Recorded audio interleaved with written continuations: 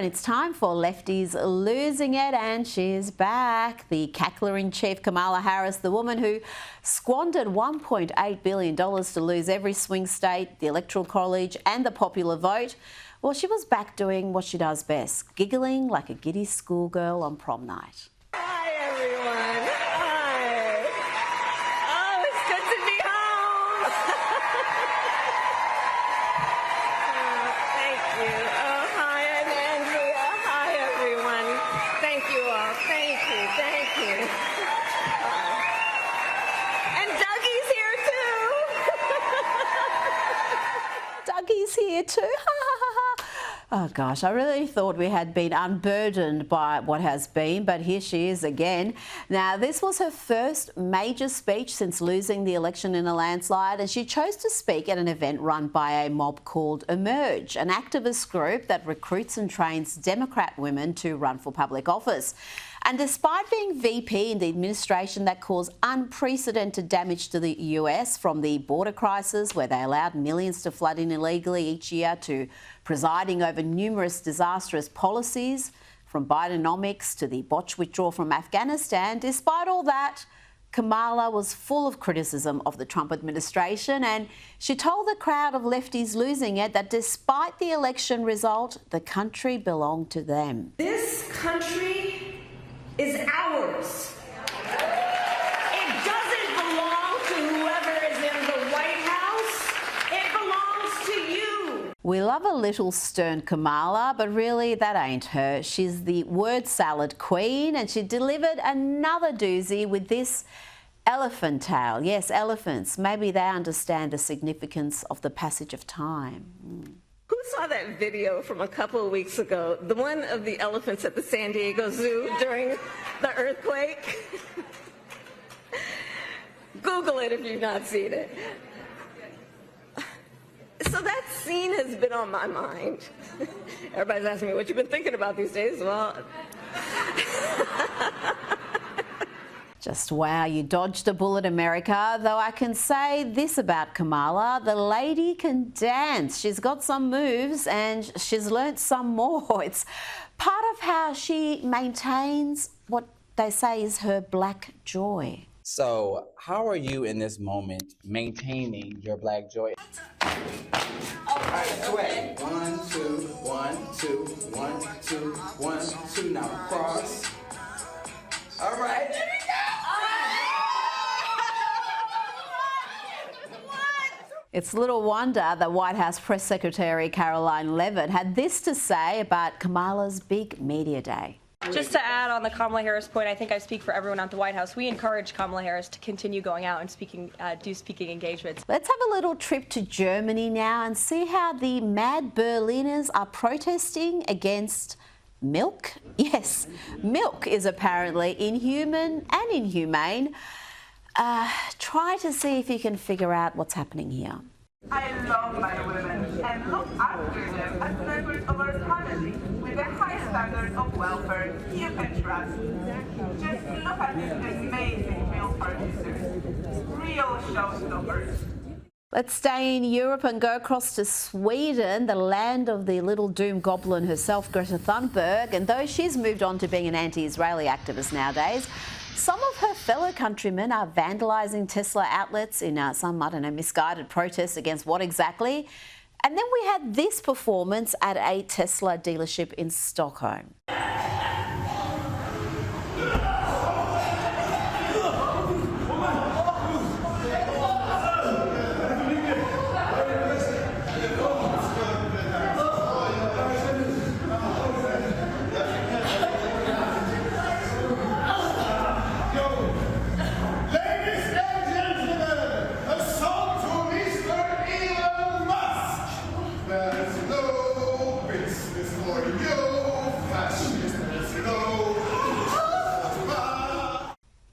I think that's all the European tomfoolery I can handle for one day. Let's go to Harvard now. You know, the once prestigious Ivy League school, the pinnacle of academic excellence. Let's see what leftism has done to that institution.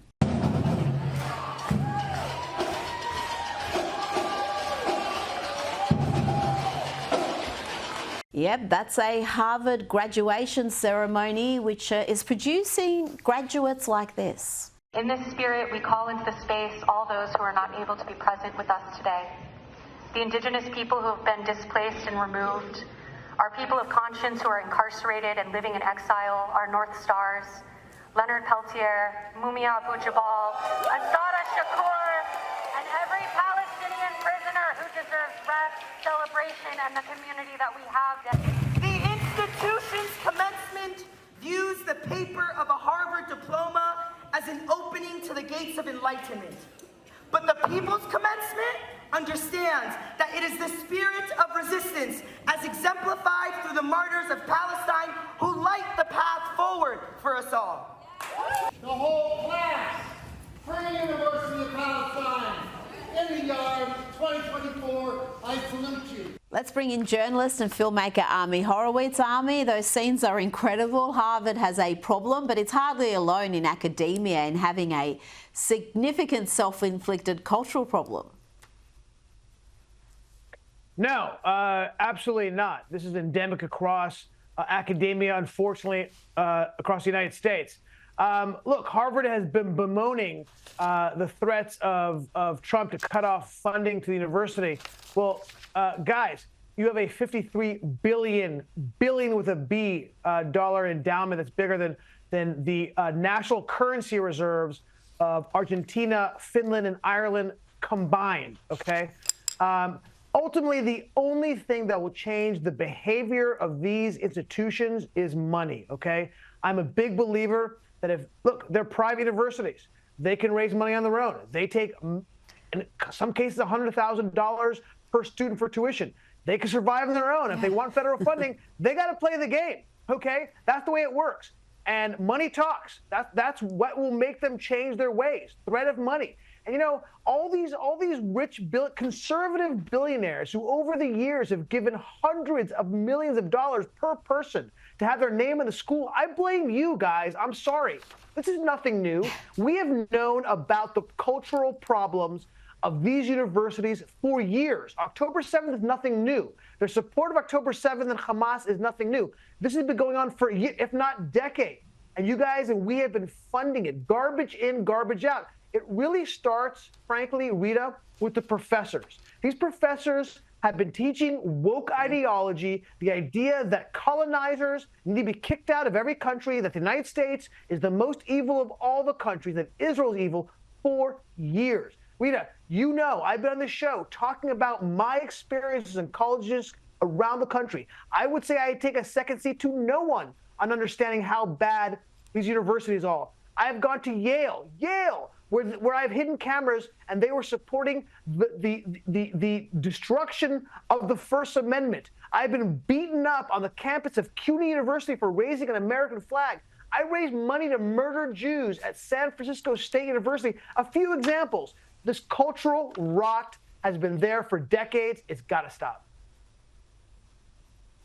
Now, Border Czar Tom Homan was asked about whether leaders of sanctuary cities who are harbouring criminals could be arrested. Now, listen to his answer here.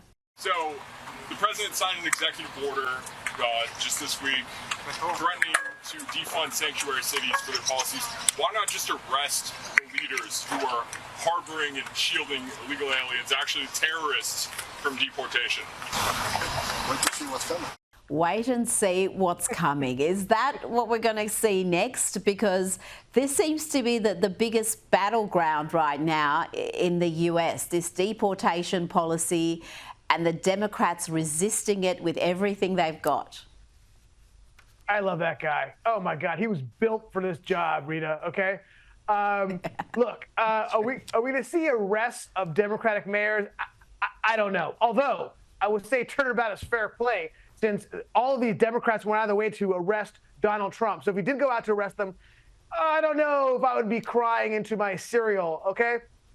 But here's what's most likely is President Trump, look, he pushed another incredible executive order saying to these blue states, if you are sanctuary cities, if you are going against federal mandate, right, federal policy and immigration, we are going to withhold funding, okay? Now, he did this actually in his last term, and it was overturned by a federal district court judge, saying it was unconstitutional. Now, the legalities are actually very complex. I read that order. I read his problem with it. It's not actually clear. It will probably end up going to the Supreme Court, and we'll get more clarity on it. But I don't know. I don't look. It's the domain of the federal government to enforce its will and its laws on immigration. That's the way the Constitution was written. And if you are fighting against that, if you're going against the will of the federal government on immigration, you are committing a felony. Just ask Hannah Dugan or Joel Cano, two federal judges who actually tried to harbor illegal aliens. What happened to them? They got arrested. It was legal. So I'm just saying, just be really careful when you're trying to go up against the federal government. That's all I'm saying. Absolutely, but the Democrats have had free reign. They have just been acting out without fear of consequences. So it will come as a shock because the lawfare has gone one way. But if you actually do break real laws that are on the books, you can't expect to be above the law. Now, one of the most underreported stories, I think, throughout the Trump administration this second term is the number of hostages, the number of prisoners this administration has brought back. Here's the 47th example. This is Tony Holden, who was working as a US defense contractor in 2022 when he was arrested and imprisoned in Kuwait's central prison on drug charges. Now, the details of this case are shocking, Army. This man was threatened, he was tortured, and a judge found that the case was a sham. This is in Kuwait. A Kuwaiti judge said the officers presented fabricated conversation between themselves and Tony Holden in English, even though they didn't speak the language. Holden has expressed his gratitude after being freed. As President Trump, I want to thank you for what you've done for me and my family. I just mentioned to Adam that I wanted you to know, everyone on your team, everyone that have supported this effort, that you know that we greatly appreciate it. Okay, I wanted you to be able to meditate on how you affected personally lives and the difference that you've made. I'm a 60-year-old grandfather and father. Army, these cases are incredible and they should be feel-good moments for the whole country, regardless of what side of politics you're on. How are they not getting media attention? Look, it's another example of the Trump presidential dividend, right? Things that we didn't expect that we're getting. 47 hostages. That is a lot of people to be freed, right? And it took Trump 100 days, what Biden couldn't do for 4 years, right? These people, and the example you just talked about, it was an absolutely egregious example of an American hostage innocently being held by a foreign government, right? It was public details about how they railroaded this guy. Yet Biden was able to do nothing. Look, harkens back to Mark Fogel, right? The American who was released from Russia after it took years for Biden to list him as illegally detained when it was very clear that that's what happened. He was a hostage in Russia. But he got Griner released with alacrity, right? There's a problem here. Look, we had very little leverage with Russia, but with Kuwait, we have a tremendous amount of leverage. He could have gotten him freed years ago, right? We sell billions of dollars to Kuwait every year in military equipment. We have a ton of leverage with these guys. Biden would not use it to get this guy freed, and I have to wonder why. It is so weird. Look, it's another example of Trump being president and the world saying, we better get in the same page as president, otherwise we're going to have a problem. And we'll be talking about those trade deals in the coming weeks, Army, because it looks like they're going to be struck very shortly. And we'll see that political and economic realignment. Before you go, I want to bring you this clip from the BBC chairman, Samir Shah. He was being interviewed and he was asked a rather simple question, I would have thought. But watch how he squirms when he's asked about whether Hamas are terrorists. One last question. Just for you as an individual, Samir, do you consider Hamas to be a terrorist group? I'll have to answer that in terms of the way we currently view it. What do you think they are? Do you think they're a convocation of happy little squirrels? I don't think that. I don't think that. But I'm here as a chairman of the BBC. I know you are, but you're also here as Samir Shah. You exist as an individual entity.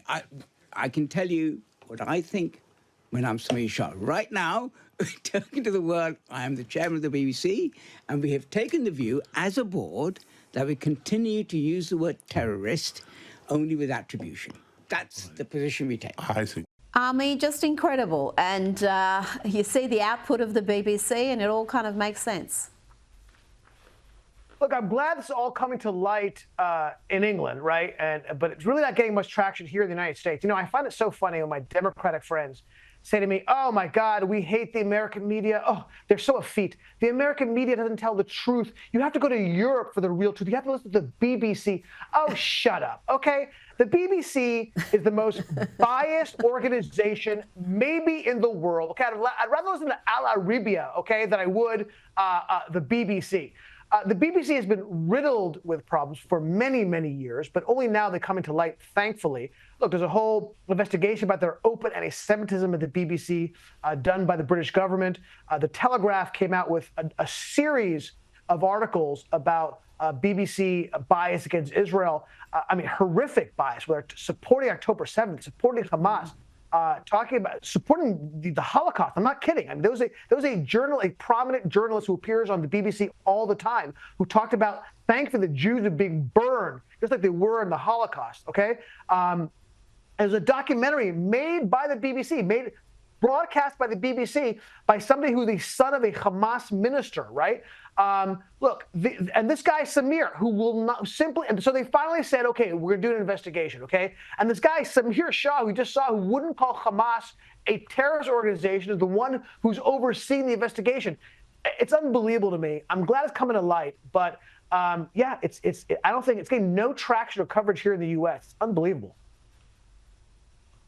Ami Horowitz, thank you so much for your time tonight. Always a pleasure.